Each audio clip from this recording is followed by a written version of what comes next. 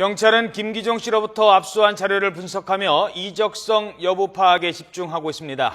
앞선 물품 가운데 10여 건이 이적성이 있는 것으로 보입니다. 수사본부가 차려진 서울 종로경찰서에 취재기자 나가 있습니다. 최원석 기자.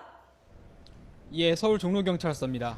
자, 국가보안법 위반 여부가 좀 확인이 되고 있습니까? 아직까지 명확하게 증거가 드러난 것은 없는데요. 잠시 전에 오전 9시쯤에 진행된 경찰 브리핑에서는 우선 일부 이적성이 의심되는 문건들이 확인이 됐다고 경찰이 밝혔습니다. 지난 주말 동안에는 김기종 씨의 사무실에서 압수한 자료들을 자체 분석하고 일부 관계자들을 불러 조사했는데요. 압수 자료 200여 점 가운데 서적과 간행물 등 30점의 감정을 외부기관에 의뢰했습니다. 이 가운데 10여 건에서 이적성이 있는 것으로 나왔다고 밝힌 겁니다. 김정일이 직접 저술한 영화예술론 그리고 이른바 범민련 남측본부에서 낸 간행물 민족의 진로가 포함됐습니다.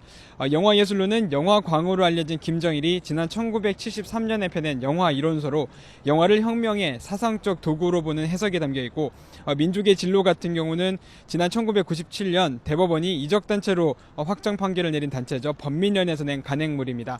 두 자료 모두 지난 2013년에 이석기 전 통합진보당의원의 자택에서도 압수돼 이적 표현물로 분류된 서적들입니다. 하지만 이런 이른바 이적 표현물을 가진 것만으로 처벌할 수는 없기 때문에 경찰은 김기종 씨가 이런 자료를 토대로 이적성을 띤 활동을 했는지 등도 조사하고 있다고 설명했습니다. 또 경찰은 김 씨의 진술 내용 가운데 일부 국가보안법 위반과 연결을 지을 수 있을 만한 발언을 확보했다고 밝혔습니다. 김 씨는 이런 서적들을 청계천이나 집회 장소에서 구입했다고 진술하고 있는데요. 또 대학원 등 남북 통일 공부를 하려고 관련 자료들을 모아서 읽었다고 해명하고 있습니다.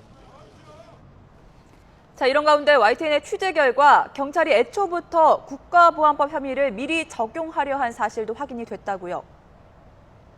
예, 그렇습니다. YTN 취재 결과 드러난 사실인데요. 경찰이 압수수색을 할 때 영장을 신청을 하는데 이 영장에 국가보안법 혐의를 처음부터 넣으려고 했었다는 겁니다.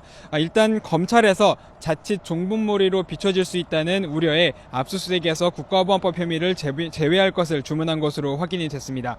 경찰은 북한을 여러 차례 방문한 김 씨의 행적 등을 토대로 처음부터 국가보안법 위반 혐의를 의심하고 압수수색에 나섰다고 밝혔습니다.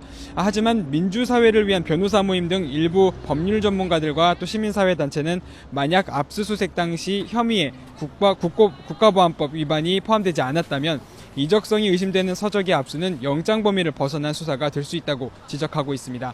추후 재판에서 유죄 증거로 쓸 수 있을지 의문이라는 겁니다.